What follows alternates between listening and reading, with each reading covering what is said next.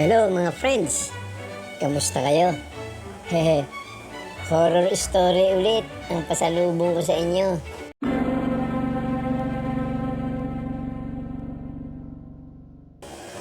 Tungkol ito sa Barangay Real, isang maunlad na barangay sa lungsod ng Calamba, sa Laguna.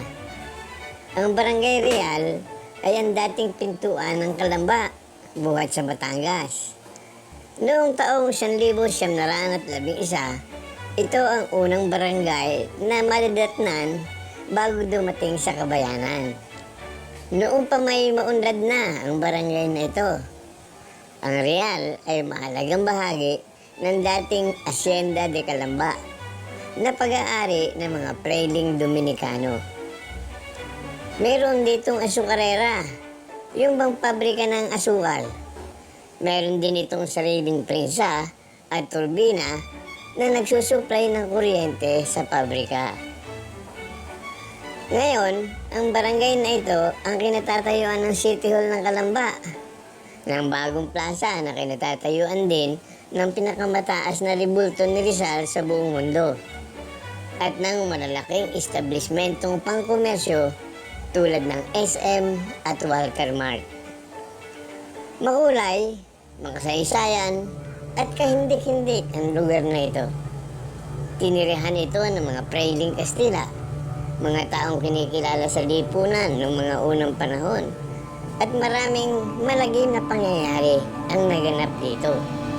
Kung kaya, lumikha ito ng maraming kwento, buhat sa tagumpay, kabiguan, at maging kababalaghan.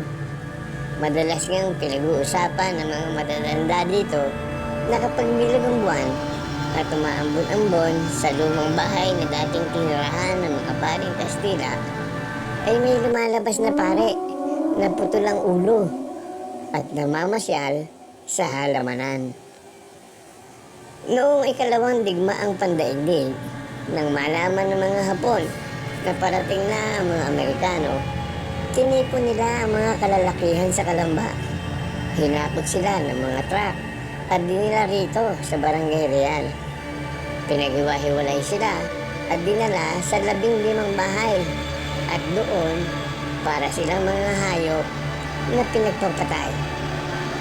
Upang makatipid ng bala ang mga sundalong Hapones, ang mga kalalakihan ay pinagpapaloon ng tubong bakal.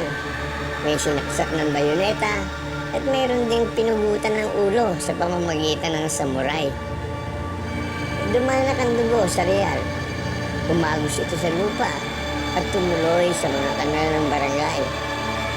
Matapos ang patayan, binuhusan ng gasolina ang mga bahay na pinagpatayan at ito ay sinilaban.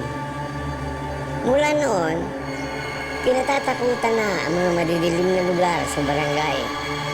Marami rin mga aksidente ang nagaganap sa mga pangunahing lansangan dito.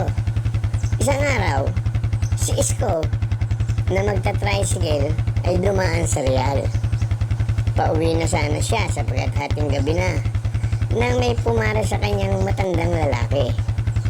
Sapagkat madilim, hindi niya nakita ang mukha nito.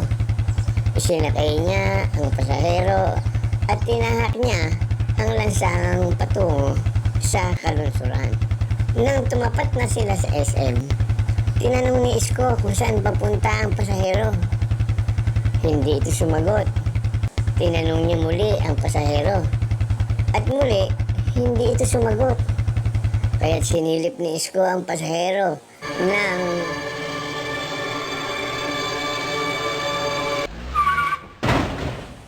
sa gulat ni Isko, nakabig niya ang manibela at siya ay bumangga sa poste.